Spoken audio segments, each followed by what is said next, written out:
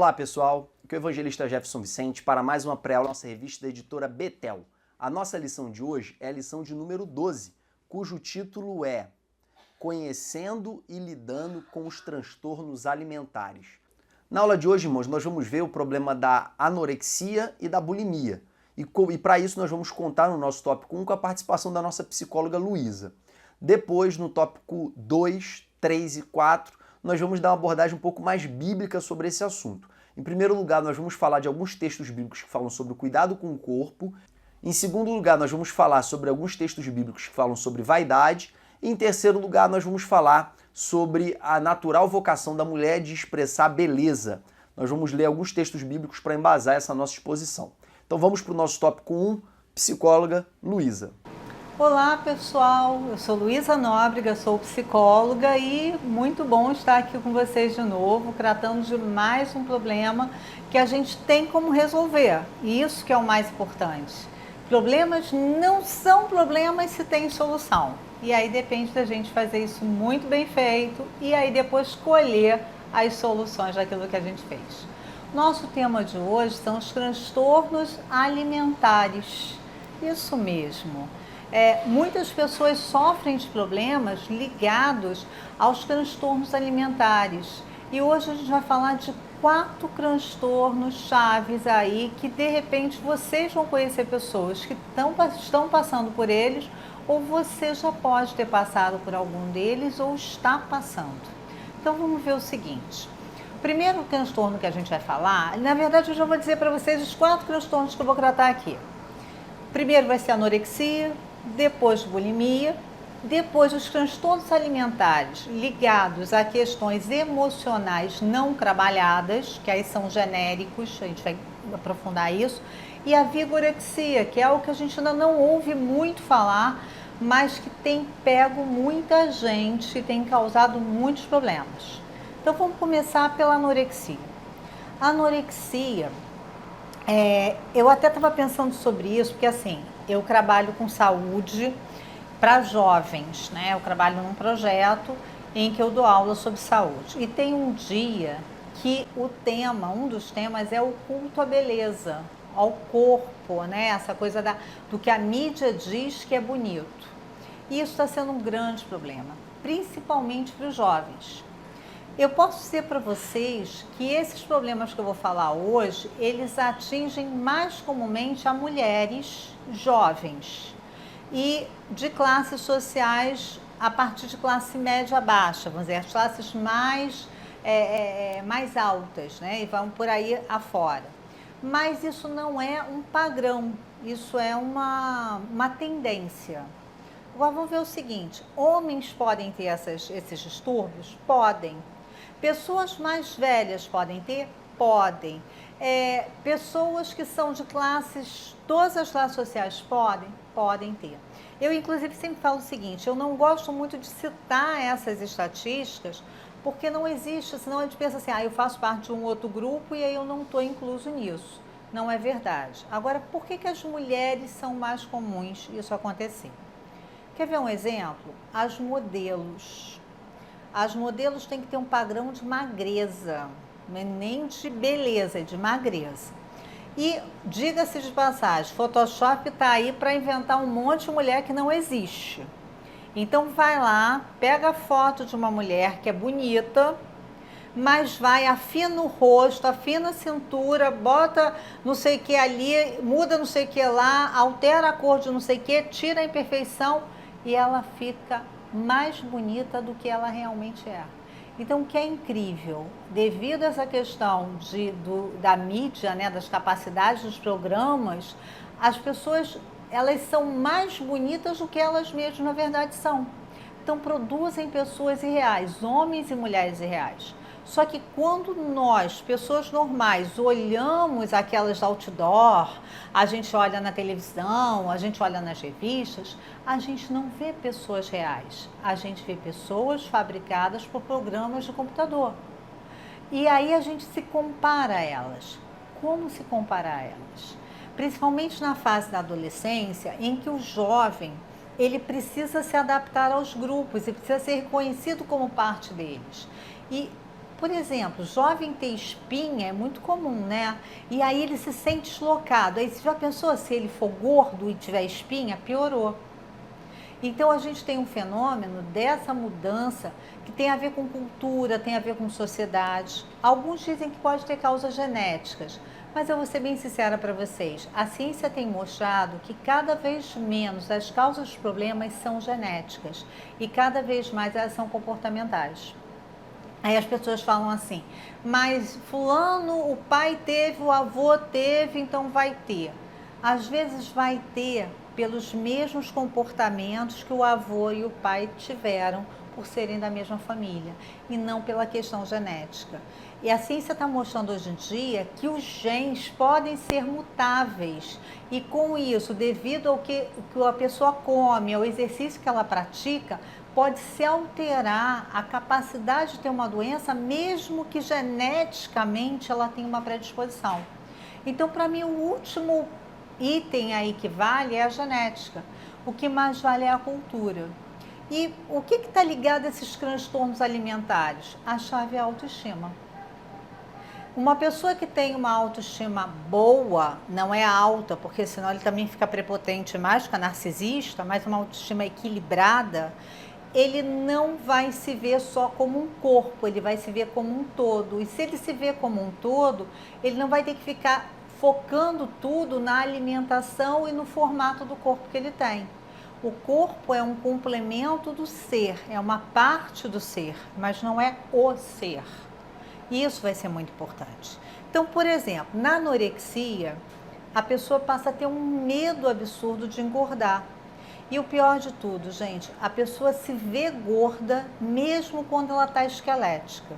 Há uns anos atrás, rodou um comercial de uma moça que ela aparecia com sutiã e calcinha num espelho, uma jovem adolescente. E ela apertava as gordurinhas dela e tal e se olhava no espelho. Só que quando a gente via a câmera rodar e sair do espelho e focava no corpo dela, ela estava esquelética.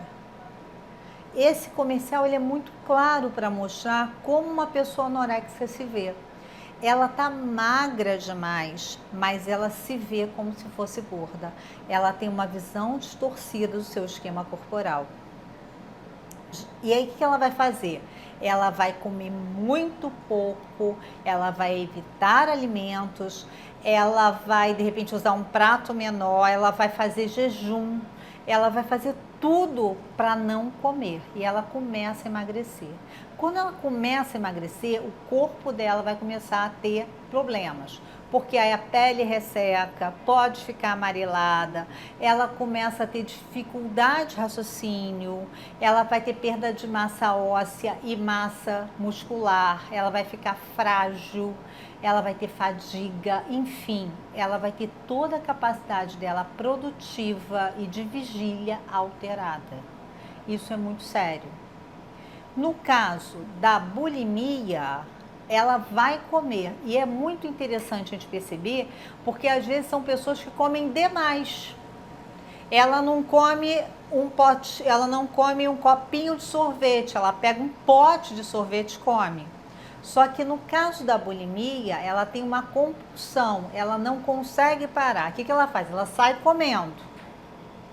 Parece que tem um vazio dentro dela que não se preenche. Só que quando ela termina de comer, vem uma culpa absurda e ela tem que jogar aquilo fora. Então ela provoca vômito. E ela vai literalmente, ela termina de comer e vai vomitar. E ela bota o dedo na garganta mesmo para vomitar. E ela vai começando a fazer isso, e isso vai provocando não só questões psicológicas e de emagrecimento, mas também gastrite, esofagite, úlceras, porque ela vai comprometer todo o sistema digestivo dela. E como se não bastasse, o que não saiu pelo vômito, ela vai tomar diuréticos, ela vai tomar laxantes, para que saia sem absorver, ou seja, para que absorva o mínimo possível no organismo dela e com isso ela não engorde. Então ela tem um vazio muito grande que ela precisa encher e em contrapartida ela se sente uma culpa muito grande que ela precisa jogar para fora. Perceberam? Então a gente tem que ver que são sintomas diferentes. Toma cuidado se você tem alguém da sua família que terminou de comer, está saindo rápido, indo para o banheiro. Porque às vezes a pessoa só percebe isso mais à frente. Claro que a magreza excessiva vai mostrar isso. É muito sério isso. Eu me lembro com algumas aulas que eu dei, eu peguei alguns vídeos, algumas coisas assim, mostrei, de pessoas que foram definhando.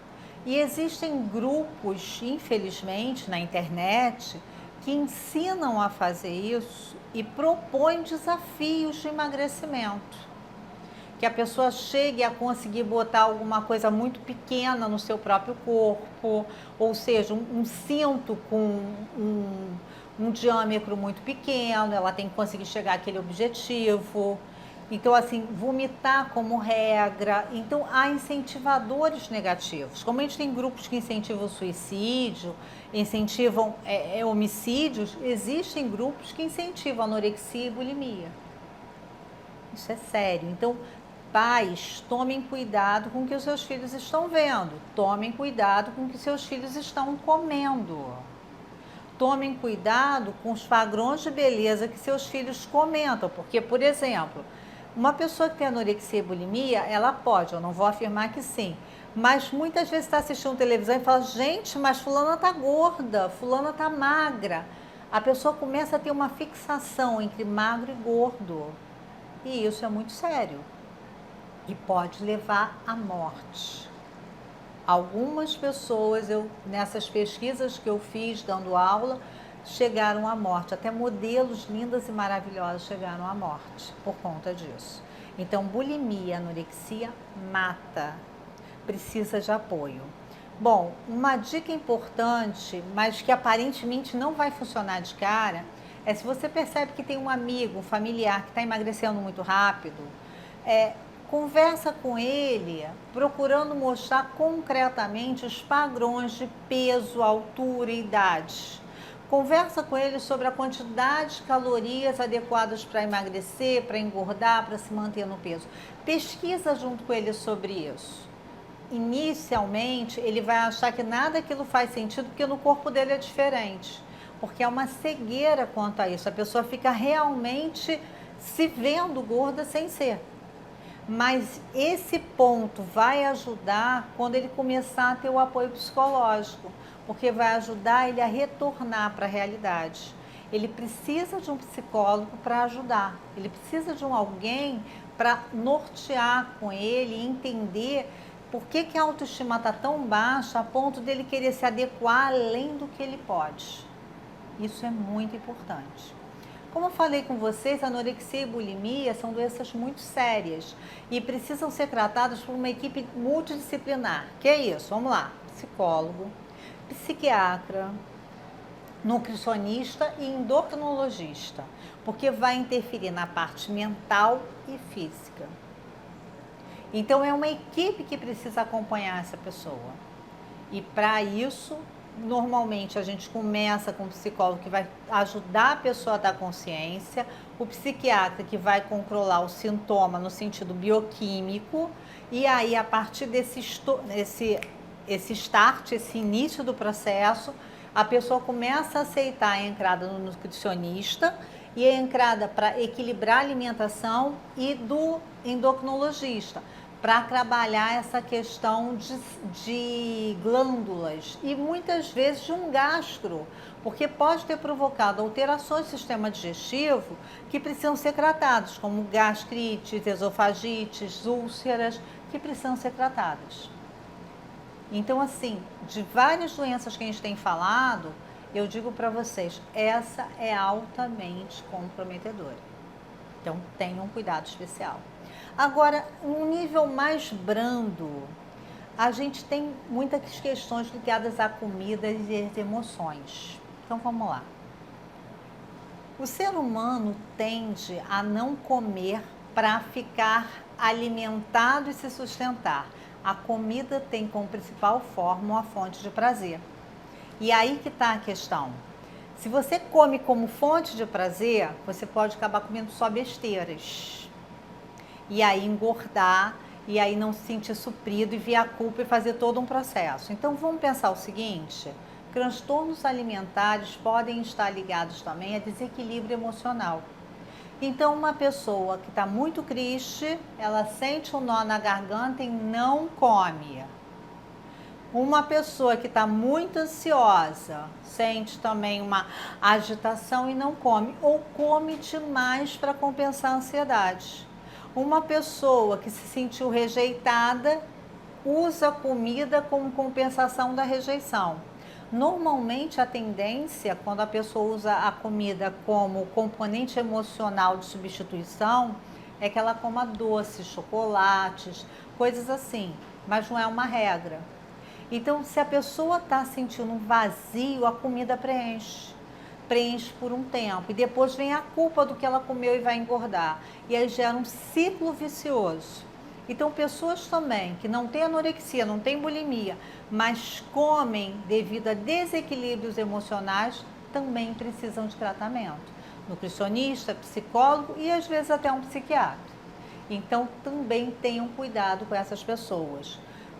Crianças, às vezes, que sentem dificuldade na questão de não serem bem cuidadas pelos pais. Os pais trabalham e dão tudo, mas não estão presentes, elas se sentem abandonadas. Muitas vezes elas se tornam obesas por conta disso. Enfim, só nessa parte eu passaria horas aqui falando com vocês. Eu quero deixar o alerta. Comer de forma inadequada é um alerta de problemas emocionais. E por fim, vigorexia. A vigorexia é a mania da malhação. Então vamos lá, eu quero ter um corpo sarado, definido e tal, eu vou para a academia 3 vezes por semana, nenhum problema. Mas aí eu começo a fazer 3 vezes e olho para o meu corpo e ele está definido, mas eu olho e falo assim, meu corpo não está definido. Não está adiantando 3 vezes por semana. Eu vou 4. E 4 não é suficiente, vai 5 e já não passa 1 hora na academia, passa 2 horas. E aí começa a fazer aquela dieta típica de malhação. Clara de ovo, peito de frango e batata doce. Acabou. A pessoa passa a ter uma fixação no formato do seu corpo. E daqui a pouco ela já não está saindo mais sábado nem domingo porque ela tem que ir para a academia. Ela não está mais convivendo com a família porque está na hora de ir para a academia. E ela pega peso demais porque acha que não está definindo. E daqui a pouco ela está cheia de músculos e se vê como se tivesse um corpo indefinido. Enfim, gente, todo distúrbio alimentar e da visão da imagem corporal precisa ser tratado. Psicólogos, endocrinologistas, nutricionistas, amigos que apoiem e deem uma visão. Tudo isso é muito importante e muito sério, porque tanto anorexia, bulimia e vigorexia podem levar à morte. Transtornos ligados às emoções não levam à morte em si, mas podem ser sinais de doenças psíquicas mais sérias que podem aparecer a partir dali. Bom, ficam as dicas para vocês e em breve a gente volta com um novo tema. Até lá! Muito obrigado, Luísa, pela sua participação. E eu queria deixar uma dica aqui para vocês que estão nos assistindo, que vão ministrar essa aula para a turma de vocês no domingo, que vocês não se esqueçam de enfatizar a diferença entre bulimia e anorexia. E também eu tive um contato com um dos nossos ouvintes do canal, entraram em contato comigo pelo Facebook e perguntaram se eu ia fazer alguma conexão da bulimia com a gula. Eu não preparei isso no meu esboço, mas sem dúvida alguma é uma conexão muito pertinente. Na verdade, a bulimia, ela junta 2 pecados, que é o pecado da gula mais o pecado da vaidade. A pessoa come demais por causa da gula e vomita e bota para fora ou adota algum outro tipo de método para não engordar. Às vezes tem gente que se entope de remédio por causa da vaidade. Então a bulimia é a junção de 2 pecados que acabam gerando esse transtorno, essa enfermidade da alma. Mas, dito essas observações básicas aí sobre o nosso tópico 1, vamos agora para o nosso tópico 2, a Bíblia e o cuidado com o corpo. Em primeiro lugar, irmãos, é importante a gente reforçar que o nosso corpo é templo do Espírito Santo. A gente precisa cuidar do nosso corpo. Nós encontramos essa verdade, por exemplo, em 1 Coríntios capítulo 3, versículo 16 e 17, onde está escrito: Não sabeis vós que sois o templo de Deus e que o Espírito de Deus habita em vós? Se alguém destruir o templo de Deus, Deus o destruirá, porque o templo de Deus que sois vós é santo. Nós temos vários outros textos bíblicos que reforçam essa ideia de que o nosso corpo é templo do Espírito Santo. Por exemplo, 1 Coríntios capítulo 6, versículo 9, 1 Coríntios capítulo 10, versículo 31. Nós temos também Efésios capítulo 2, versículo 22 ou 21, salvo engano, está aqui no esboço aí para vocês conferirem. Então tem vários textos dizendo que o nosso corpo é templo do Espírito Santo. E como templo do Espírito Santo, irmãos, a gente tem que cuidar dele. Assim como em Israel eles tinham que cuidar do templo físico de Deus, hoje nós temos que cuidar do templo físico do Espírito Santo, do templo físico de Deus, que é o nosso próprio corpo. Nós encontramos também na Bíblia Sagrada Paulo dando uma recomendação para Timóteo, mandando Timóteo se exercitar na piedade, porque o exercício do corpo para pouco proveito. É assim que está escrito na nossa tradução de João Ferreira de Almeida, revista e corrigida. Mas eu gosto bastante também da tradução NVT, da editora Mundo Cristão. Ela traduz esse texto um pouquinho diferente, enfatizando uma ideia que eu acho importante trazer aqui para vocês. Vamos fazer a leitura? O exercício físico tem algum valor, mas exercitar-se na devoção é muito melhor, pois promete benefícios não apenas nesta vida, mas também na vinda vindoura. Qual a diferença, irmãos, desse versículo na João Ferreira de Almeida, revista corrigida, e na NVT? É que na João Ferreira dá a ideia de que o exercício não serve praticamente para nada. E na NVT dá a ideia de que, sim, ele tem a sua utilidade, mas não é tão grande assim. Especialmente naqueles dias, né, irmãos? As pessoas elas faziam tudo a pé, elas faziam praticamente tudo manualmente. Então não existia necessidade da pessoa fazer atividade física, salvo se fosse para atividades atléticas, para atividade militar ou para estética. Então Paulo está dizendo, o exercício corporal tem pouco proveito, porque as pessoas já caminhavam muito, as pessoas já faziam tudo de maneira braçal, elas já viviam ativamente com o seu corpo. O problema é que nos nossos dias de hoje, o exercício físico ele não se restringe exclusivamente para fins estéticos, militares ou atléticos. Hoje, o exercício físico ele é uma condição de saúde. Por outro lado também, irmãos, nós vemos um profundo cuidado de Deus com o corpo humano. Em primeiro lugar, porque o homem é obra-prima de Deus. Foi o único objeto da criação que Deus fez com as suas próprias mãos. Então nós somos a escultura de Deus.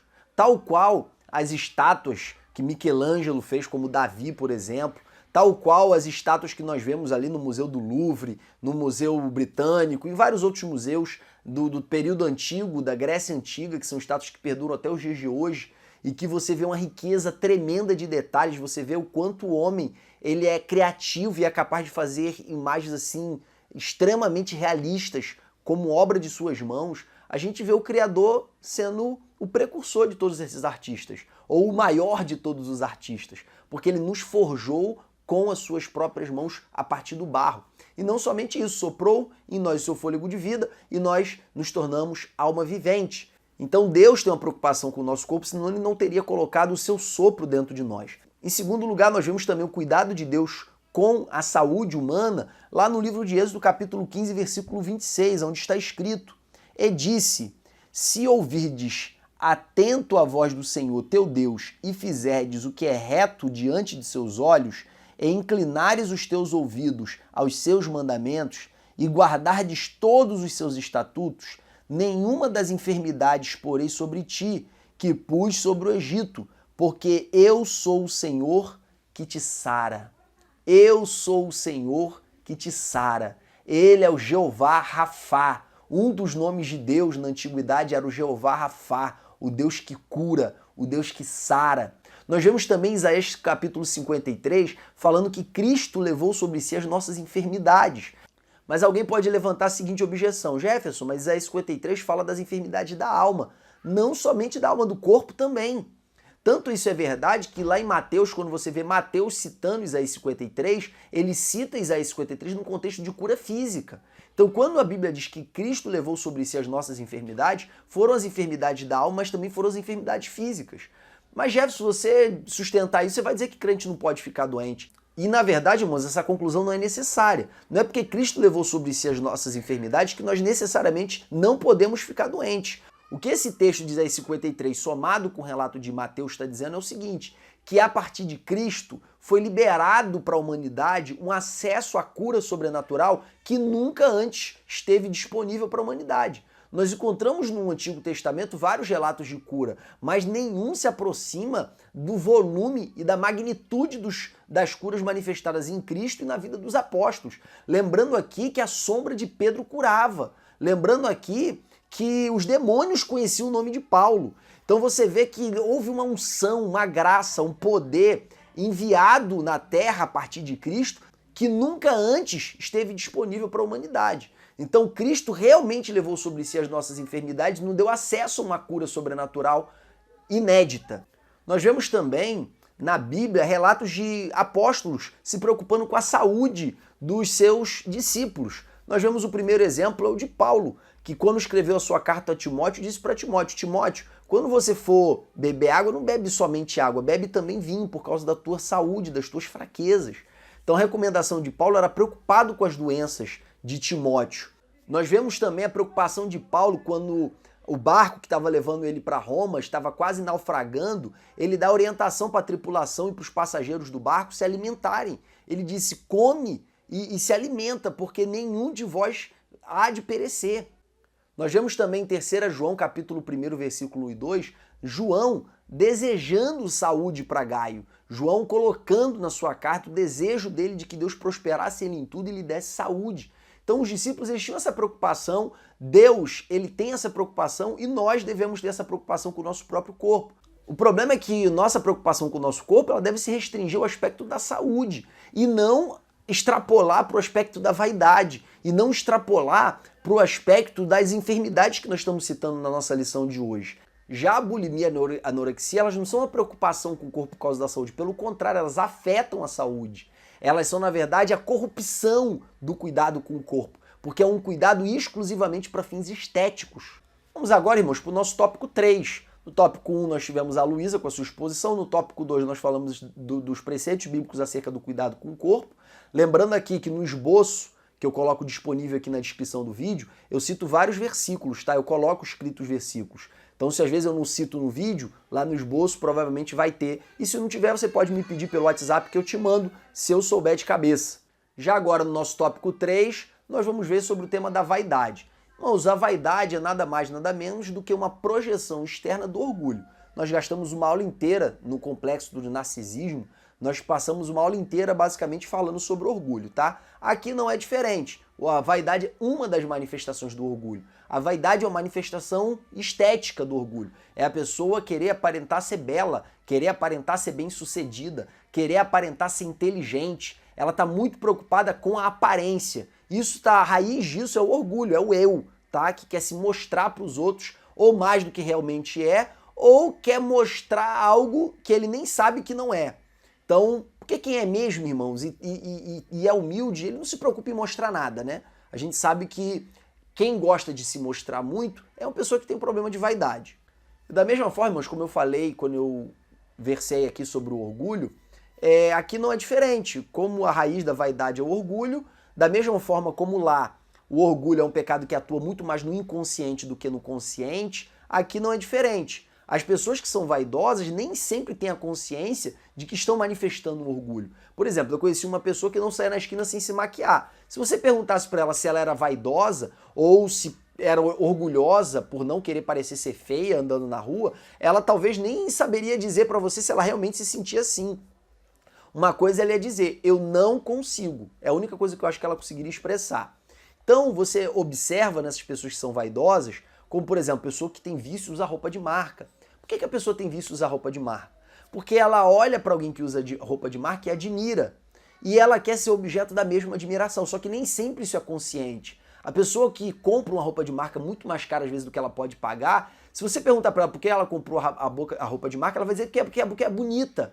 Mas não é porque simplesmente é bonita, porque existem várias roupas que não são de marca, que talvez sejam tão bonitas quanto e que não lhe interessa da mesma maneira. Por quê? Porque ela está mais interessada em ser vista da maneira como ela vê quem usa roupa de marca, porque normalmente são pessoas ricas, são pessoas famosas, e ela quer ser vista da mesma maneira. Nós vemos também alguns homens que só querem andar de carrão, só quer andar com relojão caríssimo, com celular top de linha. Há uma necessidade de andar assim. Se ele anda num carro inferior, se ele anda a pé, se ele anda de condução, ele se sente mal. E se você perguntar para ele por que ele se sente mal, ele não sabe nem explicar. Ele vai dizer que gosta do conforto, ele vai dizer que gosta do motor, quando na verdade, irmãos, ele só se sente rebaixado quando ele não anda num carro maneiro, ou anda com um relojão caríssimo, ou com um celular top de linha. É inconsciente normalmente, apesar que às vezes é consciente também, mas normalmente é inconsciente.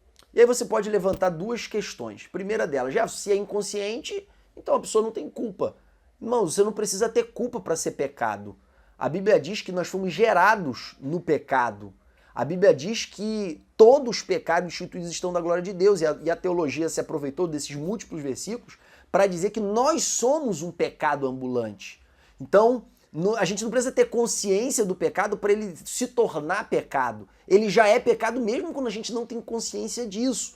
E o caminho é o caminho de quando a palavra revela, a gente se arrepender, a gente se quebrantar, a gente pedir perdão até Deus nos curar. E se Deus não nos curar, a gente vai continuar se arrependendo constantemente, porque a gente quer a liberdade da escravidão do pecado. Outra questão que alguém pode levantar também é, Jefferson, a gente vai andar de qualquer maneira, andar largado, andar esculachado? É claro que não, irmão, não é isso que eu estou defendendo. Você tem que andar bem arrumado, você tem que andar com o seu cabelinho cortado, dependendo do contexto, andar com a sua barba bem feita, apesar que a minha nunca está muito bem feita, porque eu não ligo muito para isso. Você tem que estar bem aparentado. Só que eu acho que a aparência, ela está para discrição, assim como o dinheiro está para o contentamento. Quando Paulo fala para Timóteo, lá em 1 Timóteo capítulo 6, dizendo que a gente tem que estar contente com o que a gente tem, que a gente veio nu para o mundo e a gente vai voltar nu para o pó, e a gente não tem que ficar se preocupando com o que a gente há de comer ou de vestir, como se a nossa vida se resumisse a isso. Aqui eu já estou reportando a Jesus no Sermão do Monte. O que a Bíblia está querendo nos ensinar não é que a gente não precisa trabalhar, é o contrário. Paulo diz lá em 2 Tessalonicenses que aquele que não trabalha, que também não coma. Então já, a Bíblia fala para eu não me preocupar e ao mesmo tempo fala que se eu não trabalhar que eu não coma. A Bíblia fala duas coisas que são aparentemente contraditórias para você ter uma compreensão de que você precisa de um equilíbrio. E que equilíbrio é esse? Eu preciso trabalhar, mas eu não preciso ficar escravo do trabalho, me preocupando o tempo todo com as minhas necessidades. É isso que a Bíblia está falando. E com aquilo que eu já tenho, eu tenho que me satisfazer naquilo que eu já tenho. E não ficar sempre projetando minha felicidade para o futuro. Quando eu comprar a casa nova, quando eu comprar o carro novo, quando eu fizer aquela viagem. Irmãos, você já tem tudo que você precisa para ser feliz. Você tem Deus. A maioria de vocês aí que estão me ouvindo tem uma família. A maioria de vocês que estão me ouvindo aí tem um trabalho. Nem todos têm um emprego, mas trabalho tem bastante aí no mundo. Então você tem praticamente tudo que pode fazer uma pessoa feliz. Agora, quando você não tem contentamento, você não consegue extrair felicidade daquilo que você já tem. Você passa a depender sempre de algo futuro, sempre de um progresso, sempre de um crescimento. E aí quando você cresce e chega no patamar de cima, você também enjoa e sempre quer um patamar maior. É assim que é a saga da humanidade. Uma vez eu ouvi o Jim Carrey falando uma frase muito interessante. Ele diz que torce para que todos consigam ser ricos e famosos e bem-sucedidos para que as pessoas descubram que a felicidade não está nisso. Então, as pessoas que chegaram no topo, elas já constataram. A felicidade não está em ganhar muito dinheiro. A felicidade não está na fama. A felicidade não está em ser bem-sucedido. Inclusive, tem pesquisas que mostram que a pessoa fica muito feliz quando ela sai de um patamar de R$ 500 por mês para um de 5 mil. Mas que a felicidade dela não muda praticamente nada quando ela sai de um patamar de 5 para 50. Porque uma vez que você atenda às suas necessidades básicas, o excesso de dinheiro não te traz mais felicidade. Então, realmente, tem um impacto inicial para te tirar do estado de necessidade. Mas uma vez que você saia, o dinheiro para de repercutir sensivelmente nessa questão da felicidade. Então, o que a Bíblia ensina sobre contentamento é conseguir extrair felicidade do que você já tem. E eu aplico esse raciocínio para a aparência, para a vaidade. Você, irmãos, tem que se vestir tão bem, ao ponto de você passar batido. Vou usar a linguagem bem simplória aqui do Rio de Janeiro, bem popular, de você passar desapercebido no ambiente. Por que desapercebido? Você vai passar desapercebido porque você não vai estar vestido tão mal e você vai passar desapercebido porque você não está vestido tão bem. Irmãos, é uma vergonha, me desculpe, mas tem muito pregador itinerante, principalmente os itinerantes, desculpa aí meus irmãos itinerantes, mas a classe, ela está deixando muito a desejar. Você recebe alguns pregadores de fora na sua igreja, na sua congregação, você fica assustado. São uns cabelos, uns sapatos que brilham tanto, umas calças esquisitas mostrando um tornozelo. Irmãos, Pelo amor de Deus, a nossa aparência não deve ser o foco da nossa imagem. O foco da nossa imagem para os outros deve ser a nossa devoção, a nossa piedade, a nossa humildade, o nosso amor, nossa vida com Deus, e não o nosso aspecto externo. Ah, Jesus, mas isso não atrapalha em nada. Atrapalha sim. Acaba se tornando um obstáculo entre você e o teu ouvinte, porque principalmente as pessoas orgulhosas que estão na igreja, elas vão te resistir, porque um orgulhoso não gosta de outro orgulhoso. E isso, a manifestação de vaidade, nada mais é do que o orgulho que está gritando no teu coração, que quer fazer você chamar atenção. Então, irmãos, se você é de uma igreja onde o pessoal anda muito descolado, e aqui eu não estou imaginando que você, assembleano, anda assim, né? Falando uma igreja Bola de Neve, algumas outras igrejas aqui no Rio, ande descolado igual eles, não chegue lá de terno e gravata super alinhado, porque você vai ser destaque, e um destaque que vai soar pedante em alguns contextos se estiver bem alinhado e brega em outros, dependendo da percepção das pessoas acerca da sua vestimenta. Da mesma forma, não adianta você ir todo descoladão para uma igreja tradicional. Você tem que ser neutro. Então, se você está numa igreja onde as pessoas usam terno, use terno. Se você está numa igreja onde as pessoas andam totalmente descoladas, seja totalmente descolado. Mas nunca destoe do padrão. Seja discreto dentro do seu ambiente. E aqui eu queria também, ainda dentro desse tópico 3, corrigir aqui um termo que eu não gosto muito, que eu encontrei no livro do nosso autor. Em primeiro lugar, fazer aqui todos os meus elogios. A lição desse trimestre está muito boa. Mas eu tinha uma correçãozinha para fazer de uma frase que eu li dele no livro dele, que eu acompanho mais pelo livro, eu já estudo direto pelo livro, que eu acho que o texto é mais fluido. Então eu estudo direto pelo livro. Mas vamos lá. Ele diz que o papel da igreja é ajudar as pessoas a elevar a sua autoestima. Desculpa, eu discordo dessa afirmação. O evangelho não te ajuda em nada na tua autoestima, na verdade. O teu evangelho fala que se você quiser seguir a Jesus, você tem que morrer, tomar a sua cruz, negar a si mesmo. A Bíblia diz que aquele que quiser preservar a sua vida vai perder, mas aquele que quiser perder por amor a Cristo vai ganhar. Tudo no Evangelho leva você para a morte do teu eu, para o teu eu ser totalmente aniquilado. Então a gente não tem que ajudar ninguém a ter autoestima alta, o que a gente tem que ajudar as pessoas a enxergarem o quanto a autoestima é uma escravidão para a vida delas. Jefferson, mas isso não está sendo muito radical, não? Eu explico onde eu quero chegar. A Bíblia diz, ao mesmo tempo de que você precisa morrer para o teu eu, precisa se negar, ela também te diz que Deus ele te amou de tal maneira que deu seu filho unigênito. A Bíblia diz que é para você se humilhar, mas a Bíblia diz que Deus exalta o humilde. A Bíblia diz que é para a gente querer ser o menor, mas a Bíblia diz que quem for o menor, esse vai ser o maior. Então, irmãos, não é que não existe exaltação para a vida do crente, é que essa exaltação ela não pode ser buscada pelo crente, ela tem que ser algo que venha exclusivamente de Deus. Se eu faço algo desejando ser exaltado, eu não vou ser exaltado. Pelo menos por Deus não, eu posso até ser pelo homem, mas por Deus não, porque eu não estou verdadeiramente me humilhando, eu não estou verdadeiramente me quebrantando, eu não estou verdadeiramente sendo humilde. Então, o nosso foco tem que ser se humilhar. E o trabalho de Deus, quando Ele quiser, é nos exaltar. Mas essa não deve ser a nossa busca. Esse não deve ser o nosso objetivo. Então não tem que ajudar as pessoas a se valorizarem, a verem o quanto elas são importantes, o quanto elas são bonitas, o quanto elas são belas. Irmão, você já tentou aconselhar uma pessoa que tem complexo de inferioridade acerca da beleza? Uma vez eu estava aconselhando uma menina, eu disse para ela, você nem para ser elogiada você serve. Por quê? Eu disse isso no vídeo sobre o narcisismo. A pessoa ela quer ser a gata, a bonita, ela quer se ver aqui, ela olha para o espelho e se enxerga aqui. Isso é o complexo de inferioridade. Ela vê que ela é muito menos bonita do que ela gostaria de ser. A igreja tem que ajudar a pessoa não a se ver como bonita. A igreja tem que ensinar a pessoa a não se desejar ser destaque pela beleza. Esse tem que ser o trabalho da igreja. Por que você tem que ser gata? Tem um monte de garota mais feia que você que tem namorado, que já casou, que tem uma vida muito bem resolvida. Por que você acha que você tem que ser a mais bonita ou muito bonita?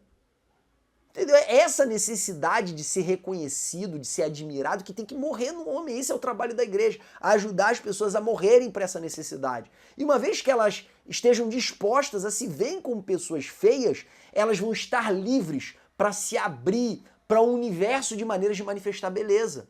Porque a Bíblia ela ensina a mulher a manifestar beleza. E esse aqui é o nosso tópico 4, 1 Pedro capítulo 3, versículo 1 a 4, e também Timóteo, 1 Timóteo capítulo 2, versículo 9 e 10. Irmãos, a Bíblia ensina como a mulher deve mostrar beleza. Uma vez eu vi um pregador falando, na verdade foi um amigo que falou de um pregador, e eu gostei muito da frase dele. O pregador dizia o seguinte, que a mulher nasceu para manifestar beleza. Ela tem uma necessidade de manifestar beleza. Só que essa necessidade, ela decorre do Criador. Deus, ele quis que fosse assim. E o pecado, ele corrompeu essa necessidade. Então, Deus, ele fez a mulher para manifestar a beleza através de atitudes, de comportamento e de caráter. Veio o pecado, corroeu a mente da mulher e colocou nela a necessidade de mostrar beleza através da aparência. Isso é uma distorção do projeto de Deus. Depois meditem nesses versículos e desenvolvam isso com a classe de vocês. Eu não quero ler o texto para não ficar muito cansativo. Que Deus abençoe todos vocês, possa usá-los poderosamente na aula de domingo e que vocês possam aprofundar todos esses assuntos que eu coloquei aqui de maneira superficial, mas que eu aprofundei um pouquinho mais na descrição do vídeo. Deus te abençoe. Amém.